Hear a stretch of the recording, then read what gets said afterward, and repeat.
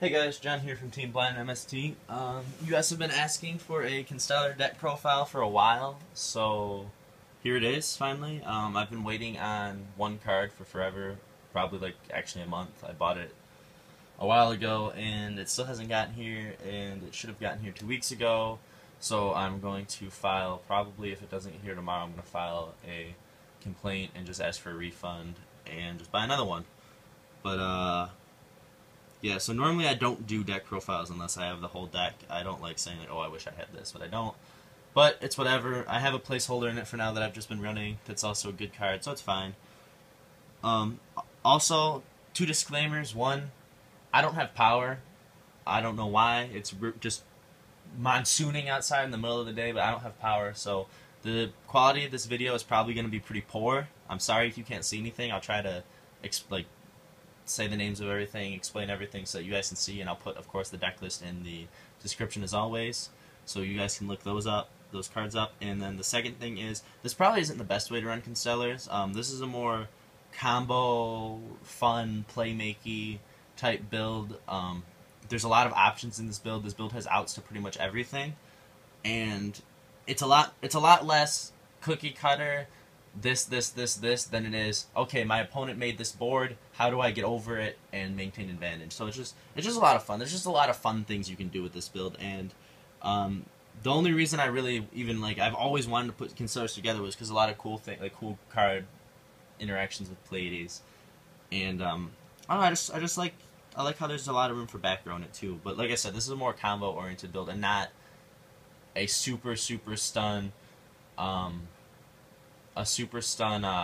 back row heavy deck, which is probably how I would end up running it if I was going to play this deck very seriously. I'm probably going to end up trying that build eventually, and I'll of course put that up here once I do try that build, but I haven't had too much time to play test this at tournaments. I've played it at exactly 1 local. I topped, but I didn't really play against any exceedingly good players. No offense to any of the people that I played, but it wasn't a very difficult locals. I didn't play a lot of real decks, so real meta decks. So there's that, but it still does well when me and my friends play, or when people play me with using my other decks, which I feel are built fairly well. It can hold its own, and so I guess I'll just hop right into the profile. For the Constellar monsters, I of course run 3 Kaus. Kaus is arguably it's one of the most important monsters in the main deck. He makes the other ones, he makes himself and whatever other Constellar level 5, so that you can actually go into Pleiades, or any of the other rank 5s in the deck. And then, in order to, do that 1-turn Pleiades, of course, Pollux. When he's normal summoned, you can normal summon another one, but another Constellar.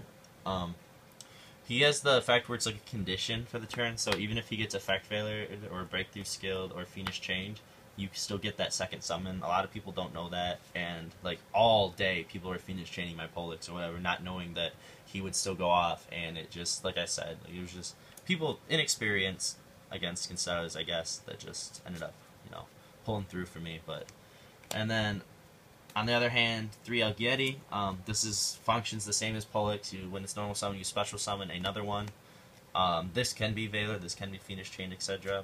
But I mean, it's still that first turn Pleiades combo piece. And then 3 Sombres. This is literally Kirkion. Banish 1 from the graveyard, add 1 to your hand, normal summon again. It also used to go into not first turn Pleiades, but 1-turn Pleiades. This is actually a 1-card Pleiades mid-game, or any rank 4 or 5 in your extra deck, really. But, yeah, it just make sure that once you get that first XYZ on board, you can, you'll be able to exceed summon again, and again, and again, and again. And then the last Constellar monster, I run 1 Sheratan. I never really ran this card before, or when originally, a long time ago when I was playing Constellars, I never ran this card, but everyone seems to be running it at 2 now. I figured I'd give it a shot. I see why it's good. If you have a Pleiades or an Omega or something on board, you have a Pollux in hand, and you don't want to waste your Pollux because you might want to wait until you have something else to where you can actually make a play with it and not just let him sit on board or whatever. You can take your turn, and then main phase 2, if you haven't summoned at all, you just summon this, search for that other combo piece you need, and that way you're not taking too big of a risk on a Torrential or something. And then that's it for the Constellar monsters, but I run 4 other monsters. I run, of course, an Honest, because everything in the deck's light. 2 Effect Failures, because, yeah, Pleiades gets over a lot of stuff, but sometimes you don't want to waste that bounce on just a monster that could easily just be dealt with an Effect Failure. Also, you don't always want to go into Pleiades. I make Omega just as much as I make Pleiades, at least for opening moves goes. So, if you make an Omega attack, whatever, so you're safe from your opponent's back row, then their turn comes around and they go to make a play with a monster, you can't just like bounce that monster because you chose to go into Omega, so Effect Failure kind of mitigates that that kind of position you put yourself in when you make an Omega and lets you get over your opponent's effect monsters. And then I run 1 Bear. This is kind of a new thing. I mean, obviously it's not a new thing. People always kind of ran Bear in Constellars. Anything you run Tenki and you run Bear, right? Because Kaus is a Beast Warrior, so you run Tenki to search Kaus. But so why not have access to a Bear? I didn't run it for the longest time, and then there's just so many times where I would open like Kaus Tenki, like damn, I don't really want Tenki for another Kaus. I kind of wish I was running a Bear. That would just be better. And so I put it in. I was originally I was running a Mind Control, and then once the ban list swapped, I swapped out that Mind Control for the 3rd D Prison just because, and then recently I swapped out that 3rd D Prison for the Bear. So we'll see how it works out, we'll see how it tests, and yeah, so that's it for the monsters. I think that's 17 monsters, I'm not quite sure. And on to the spells. One of the reasons that this deck is, at least right now, I feel so good, is it's so consistent, because you can run 3 Tenkis and 2 Rotas. Obviously, your Tenki targets are, well, like I said, your Tenki targets are Bear and then Kaus. So it just helps complete the pieces. And then Rota searches out Pollux. So typically, if you open like any of the monsters and then one of these 2, you're going to be able to make some kind of a play. Some kind of, usually it makes first turn play is just ridiculous. Like I don't really need to sit down and convince you guys that those are good cards. Some people only run Tenki at 2. I understand why. If I stopped running Bear, I'm probably going to stop running the 3rd Tenki. I know that sounds stupid, but you don't really need them after you start like going, so it wouldn't be an awful idea to only run 2 Tenki and 2 Rota. And then I also run the 2 1-ofs, Dark Hole, Book of Moon. Best -1 in the game. It's going to take a very specific kind of deck to make me not want to run Book of Moon, and then of course just Dark Hole is Dark Hole. If nothing else, it's 1 card removal. 2 MSTs. I decided it was basically down between the 2 wiretapped or 2 MSTs. I tried to make room for more, but I'm also running 2 Forbiddne Lance, so I kind of this is what I ended up sticking with. 2 MSTs, 2 Forbiddne Lance.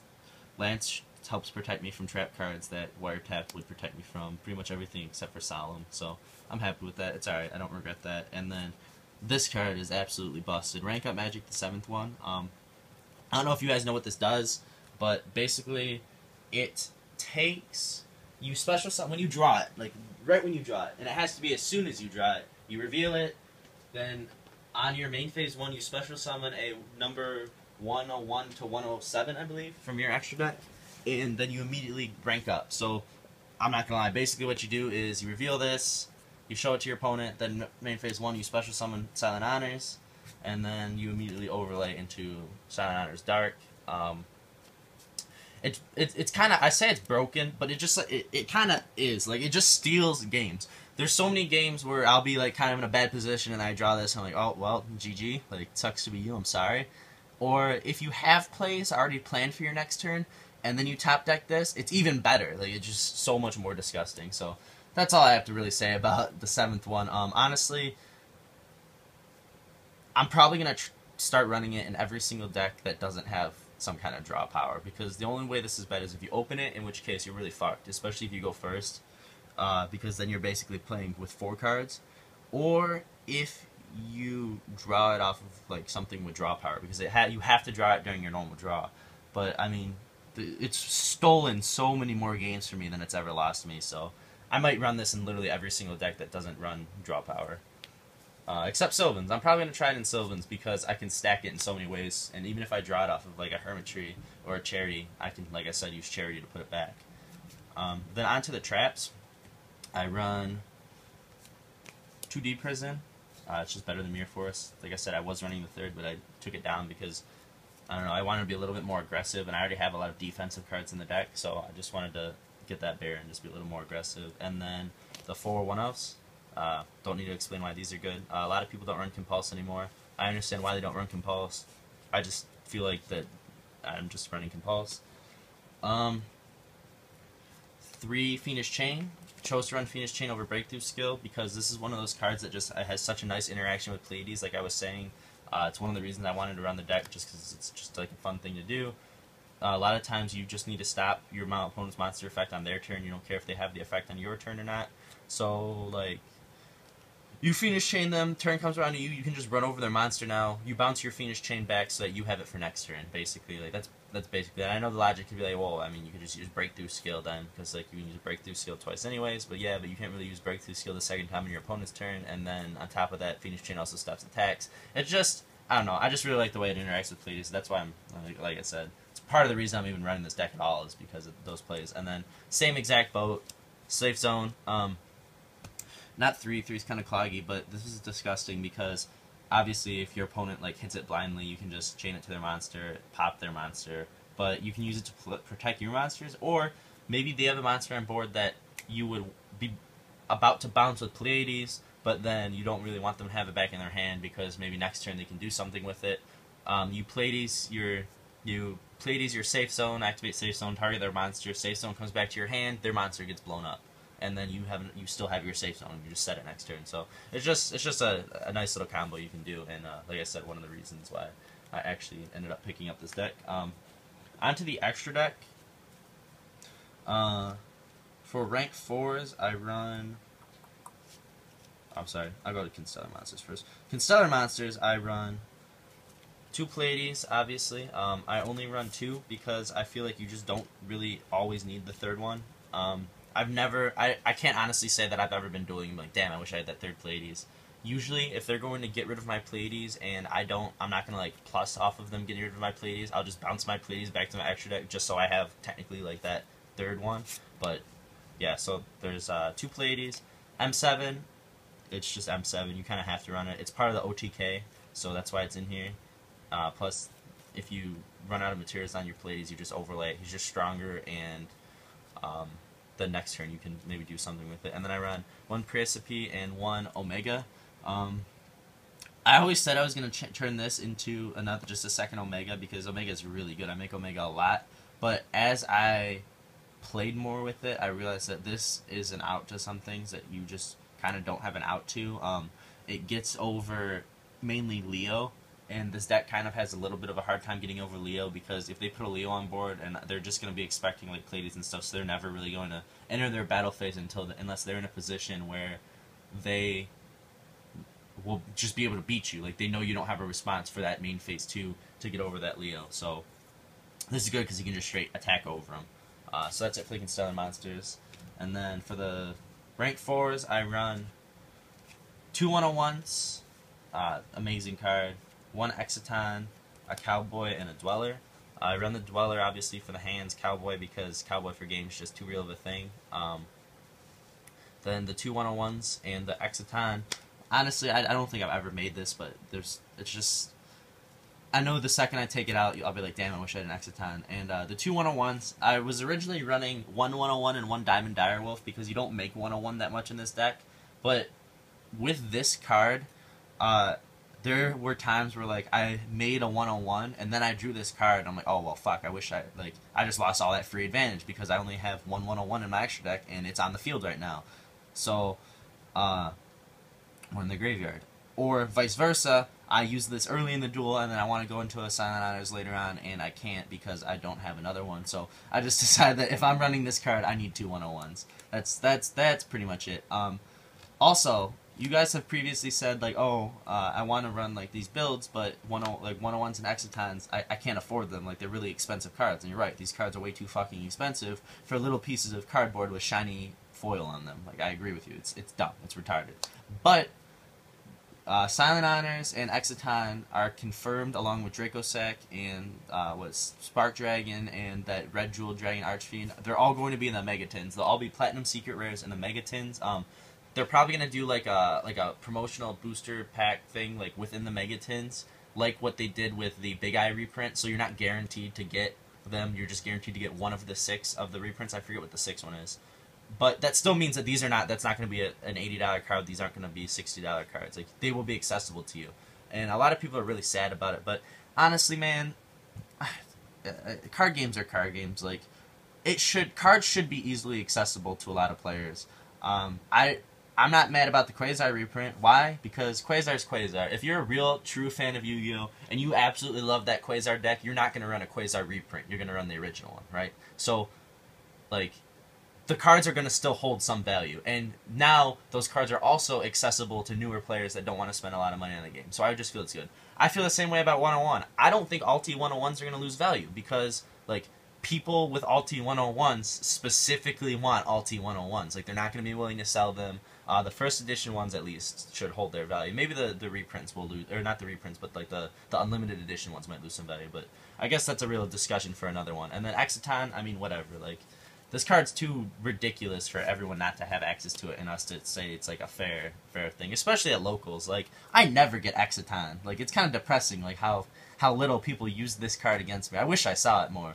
The only time I really, the only reason I say that though is because every single time this has ever been dropped on me, I always have an answer to it. So I usually, I don't know, maybe I'm just lucky. And then for the 5s, I of course run the Sunrise Dark, Volcasaurus, a Tyrus, and Shark Fortress. Shark Fortress because it's part of the OTK. And then the 15th card in the extra deck is a Thunder Charger, also part of the OTK. Otherwise, I probably wouldn't even run these 2 cards, but I'll explain the OTK in a second. Obviously, you need this for the Magic one, and Volcasaurus just steals game. It's a great way to end games. You might not need Cowboy in this deck because of Volcasaurus, but I still like them both just to have options. And then Tyrus. Tyrus is good, however, this is going to be replaced by a Zenmayo. That's what I've been waiting on for forever, is a wind-up Zenmayo. Like, Tyrus is a really good card, don't get me wrong, but Zenmayo is usually better because you can just pop your opponent's back row. This loses to things that don't destroy. I mean, Breakthrough, like, obviously Breakthrough's not going to stop it, but they could break through it and do something else to it. Like, Book of Moon's going to stall it, D-Prison's going to kill it, Fiendish Chain just shuts it down. Like, there's just, and a lot of monster effects don't even destroy anymore. So Tyrus is just kind of like, it's just an example of a really good card that just is kind of just too old for the game, even though it's kind of a recent card, but it's whatever. Like I said, this is going to be replaced by a Zenmayo, and that's like literally the only card I'm missing. On to getting back to the OTK. It's not like a crazy, there's 2 different ways you can OTK. You can either OTK starting your turn with a Pleiades on board, which isn't unrealistic, but you also, but I know a lot of people are saying, like, oh, well, then it sounds like you're already winning. But you can also OTK from no monsters. Like, if you have no monsters on board, you can still put 8,000 damage on board. And in order to do that, you actually need pretty much one of each of the monsters. You would only really need 3, and then one of them in hand being a Sombre, and then access to Sombre's effect in the graveyard. But basically, what you would do is Sombre, add whichever one back, Pollux for Algeidi special summon Kaus, and then Kaus, Pollux, and Kaus, or it doesn't matter which ones you Kaus, overlay for Shark Fortress. Then what you're going to do is you're going to overlay these 2 for Omega. Actually, I would probably overlay for Omega first, just in case your opponent does something dumb, like they might torrential the Shark Fortress, whatever. I mean, they'll probably wait, but it's just better to do this because maybe you'll protect yourself depending on how your opponent's playing. Then you overlay for the 5s, the Shark Fortress, whatever. Then you overlay the Omega into a Ptolemy M7, and activate Shark Fortress's effect on M7, so M7 can now attack twice. Then you're going to overlay the Shark Fortress for a Thunder Charger, and that's exactly 8,000 damage, 26, 27, and 27. That's an OTK. The other one, which is you're probably more likely to OTK, if you already have a Pleiades on board. This is the only way this works. You have to have a Pleiades on board, and you have to have access to the like 1 turn rank 5, whichever one of them it is. Actually, it's not that ridiculous because you could just have a Sombre in hand even. Your opponent's turn, they end their turn, let's say you Pleiades bounce if they set a monster and a trap card, right? You bounce their trap card, your turn rolls around, you bounce their monster, you summon Sombre, banish, bring back Kaus, make Sombre and Kaus level 5, overlay for Shark Fortress, overlay Pleiades for M7, M7 attack twice, overlay Shark Fortress for Gaia, the Dragon Charger, Thunder Charger, and that's just like I said, that's the OTK. But yeah, it's pretty cool. Overall, I actually really like this deck. I find it a lot of fun. You guys know I picked it up dirt cheap at Nats, which I was actually really happy about because this was just a deck that I wanted to pick up for a very long time. But I never wanted to really spend money on it. And this guy at my locals, he's a real cool guy, real honest guy, and that's important. Well, at least in my opinion, that's important. But he just got back into Yu-Gi-Oh. He was asking me. He was spending money trying to make his old deck like better, and as someone who tried to make Gravekeepers viable for so long, like, I mean, don't get me wrong, like, Gravekeepers, that's one of my favorite decks still. I still do great with that at regionals, but it took me so long to get there, and I spent so much money, and that's one of his things. He was spending all this money, and he wasn't so attached to his deck. He just wanted something that a lot of people weren't running that was viable. So I brought out all my decks. I have like 14 decks, and I was just naming them off, and this was actually one of the decks that I suggested to him because it's not something a lot of people were playing. It's fairly budget. Obviously, some of the extra deck cards are pretty expensive, but once those reprints come out, I mean, the most expensive card in the extra deck will probably still be Exitano. They'll probably be $20 reprints, but that's a lot better than $60 and $80 right now. And then, I mean, the most expensive card in here is, I mean, Kaus is like, what, $3? Sombre's $8. That's pretty much it. Like, the rest is just staple stuff. And this is the one he's gonna play test, and he might actually pick this up. So it's a good budget deck that can be really competitive. On the flip side of things, you can make this a lot more stun based. I'm probably gonna throw that together eventually, throw in things like Vanity's Emptiness main deck, maybe some Black Horns. But as for right now, this is what I like. It's fun, it's effective. I hope you guys enjoyed it. I'm sorry if you were disappointed after asking so many times for this profile, but I hope you guys could have taken something from it. If there's any other deck profiles you guys want to see, let me know. If I don't have the deck, I'll look for one of my friends that does have it, maybe get them in here to do one. I know someone that was asking for Mermails. I have a buddy who plays Mermails. His build's pretty good, actually. He whooped my ass the last 2 times I played him at the tournaments with Sylvan, so that wasn't very fun. But, yeah. Anything else you guys want to see, just let me know. If I am running anything that you guys don't like, or if I'm not running something that you feel I should be running, be sure to let me know. I'll look into it, give you my feedback. Like always, just leave a comment, and thanks for watching. See you guys next time.